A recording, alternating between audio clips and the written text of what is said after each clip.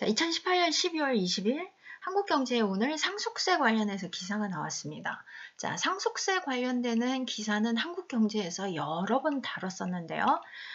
자, 저는 사실 이 상속세의 65%라는 수치를 맨 처음에 접했을 때 정말 깜짝 놀랐었거든요. 그 전에 상속세에 관심도 없었었고 사실 65%인지도 몰랐었습니다. 근데 65%라는 수치를 보고 제가 만약에 이 입장이면 어떨까 한번 생각을 해봤었거든요. 제가 생각해도 회사를 제가 만약에 자녀 입장이라면 회사를 물려받기가 쉽지 않을 것 같습니다. 만약에 자산이 1000억인데 상속을 받은 게 1000억인데 그 중에서 65%를 세금으로 내야 한다면 회사를 팔아야 하는 거 아닙니까? 누가 중소기업에서 그만큼의 금액을 가지고 회사를 운영하시는 분들은 많지가 않잖아요. 자, 이 상속세 65%는 당연히 대기업에도 적용이 되는 겁니다. 대기업 같은 경우에는 똑같이 65%이고 자산이 훨씬 크기 때문에 상속세도 훨씬 많죠. 근데 물론 자산을 좀 팔기도 하고 지분을 팔아서 뭐 돈을 마련을 하기도 하지만 그 예전의 기사에서 보면 대기업 같은 경우는 큰 은행들에서 기업을 믿고 상속세를 대출을 해준다고 얘기를 합니다. 그러니까 대출을 받아서 상속을 내기 때문에 조금 중소기업에 비해서 부담이 그나마 조금 덜한 거죠. 당연히 금액이 크니까 부담이 없지는 않죠.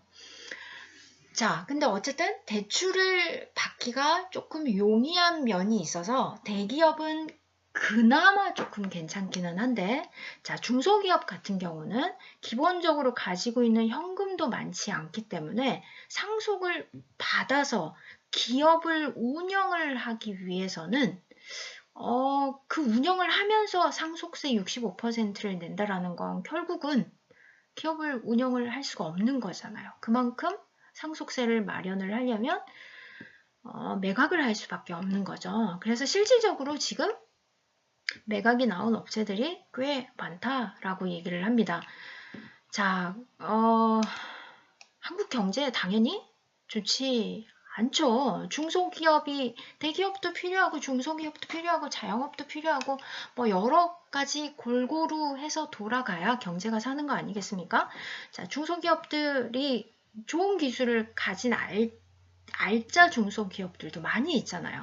근데 그런 기업들이 상속세 때문에 회사를 매각을 해서 더 이상 가업을 승계를 할 수 없다면 그건 한국 경제에도 좋은 건 아니잖아요.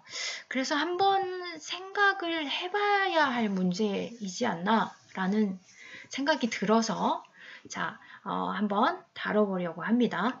자, 실질적으로 우리나라 상속세율을 보면 법적으로 상속세는 사실 50%입니다.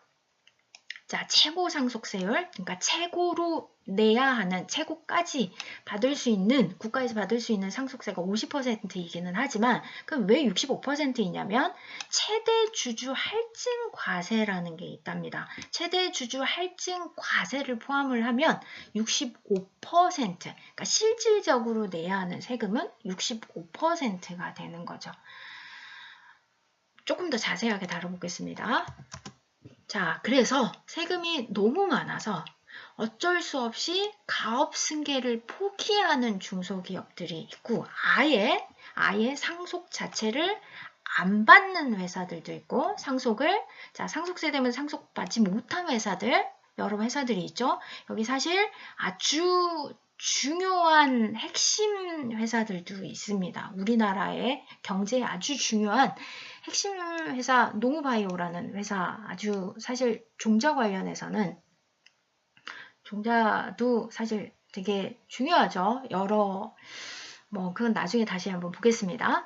자, 그래서 상속세 때문에 아예 상속을 포기하는 회사들도 있고, 자, 이런 회사들, 노무바이오, 뭐 요진건설, 영실업, 뭐 이런 회사들, 이제 콘돔, 사실 세계적인 콘돔 회사였던 걸로 알고 있는데, 뭐 어쨌든 상속세 때문에 상속을 아예 포기한 회사들도 있고, 그리고 상속을 받기는 했지만 상속세를 내기가 너무 힘들어서 어쩔 수 없이 회사를 매각하는 회사들도, 중소기업들도 상당히 많다고 얘기를 하네요.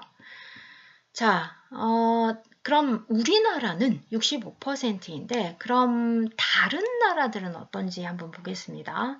자, 한국 상속세 명목으로 최고 세율이 50%입니다. 자, 법적으로 내야 하는 게 50%인데 독일 50, 프랑스 60, 벨기에 80, 우리보다 더 높아 보이죠? 자, 법적으로는 높아 보입니다. 직계 비속 상속 시, 직계 비속이라는 건 낮을 비자이니까 나의 피를 물려받은 밑에, 내 밑으로 나의 피를 물려받은 자녀, 손자, 손녀들이 될 텐데, 자, 이 자녀가 나의 비속이 상속을 받게 되면 65%로 늘어나네요. 이게 아까 봤던 그 할증되는 부분, 여기 최대 주주 주식 할증되는 부분이 적용이 돼서 65%로 늘어납니다. 자, 근데 독일은 30%로 줄어듭니다. 벨기에 한번 보십시오. 80에서 30으로 줄어듭니다. 엄청나죠? 다른 나라들은 법적 세율보다 가업을 승계받게 되면 오히려 비율이 줄어드는데 우리는 오히려 늘어나고 있지 않습니까? 이건 가업을 승계받지 말라는 거나 마찬가지이지 않나요? 자, 거기에 자, 기업을 상속받게 되면 공제 혜택이 주어지게 됩니다. 자, 우리나라도 있습니다. 우리나라도 있기는 한데 자, 그건 조금 이따 보고요. 한국은 적용되는 부분이 없네요. 공제되는 부분이 없습니다. 독일은 4.5%예요. 그러니까 법적으로는 50이기는 하지만 실질적으로 내야 하는 세금은 4.5%인 거죠. 엄청나게 줄어들죠. 벨기에 한번 보십시오. 실질적으로는 80%인데 명목상으로는 법적으로는 80%인데 실질적으로는 3%로 줄어듭니다. 그만큼 가업 승계에 대해서 많은 혜택을 주는 거죠. 그래서 독일이 중소기업들이 아주 탄탄하잖아요. 4.5%이니까 이런 거 보면 왜 그런지 좀 이해가 되시죠? 자, 그럼 일본은 어떤지 한번 보겠습니다. 사실 자, 경제협력개발기구 OECD 국가 중에서 자, 한국보다는 일본이 더 높습니다. 근데 우리나라는 이 최대 주주 주식 할증이라는 거 붙기 때문에 실제 부담 최고 세율은 65%가 되면서 세계 최고 수준입니다. 그러니까 일본보다는 우리가 더 낮게 보이지만 실질적으로는 세계 최고 수준이 되는 거죠. 자, 일본이 이 혜택 공제 적용되는 부분이 어떻게 되는지 제가 좀 찾아봤는데 자료가 거의 없네요. 혹시 아시는 분이 있으면 좀 올려주시겠습니까? 자, 일본에 관련된 자료가 거의 없어서 아마 그래서 이 기자분도 쓰지 않으신 것 같은데 한국경제 예전의 자료에도 일본 관련되는 내용은 거의 없습니다. 자료가 많이 없어서 그런 것 같기는 한데 자, 이 부분이 조금 궁금하기는 하네요. 자, 그래서 어쨌든 우리나라가 최고입니다. 최고 65%. 자, 근데 이 상속 공제되는 부분이 제가 아까 있다고 말씀을 드렸잖아요. 자, 가업을 승계하면 세금을 공제해주는 제도가 우리나라도 있기는 합니다. 그게 가업 상속 공제 제도라는 거인데 자, 근데 이 제도가 별 의미가 없다라는 얘기죠. 왜냐하면 조건이 너무 까다롭습니다. 조건이 뭐 30년 동안 계속 업을 유지를 해야 되고 뭐 매출 얼마 해야 되고 뭐 이런 여러 가지 부분들이 너무 까다롭기 때문에 실질적으로 이 가업 상속 공제 제도를 활용하는 기업이 많이 없다라는 얘기죠. 그래서 별로 도움이 되지 않는다라는 거네요.